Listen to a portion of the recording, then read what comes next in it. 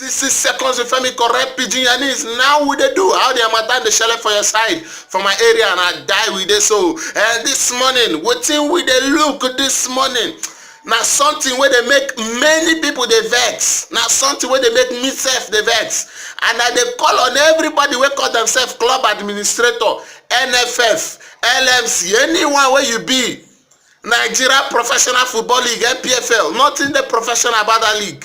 I wan tell una truth this morning, nothing dey professional about Nigeria Football League, because league wey go close before World Cup start, the league close o, till now league never open.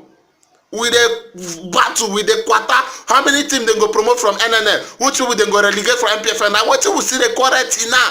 Other people wey get sense, other league dem don dey do wetin dem dey do, league don dey go on.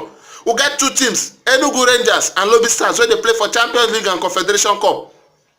Na friendly dem dey play, na friendly na dem dey play, dem no get any serious competition wey dem dey play, na friendly dem dey play. Then dem go come go play CAF Champions League and CAF Confederation Cup. How our team go do well when dem go continent?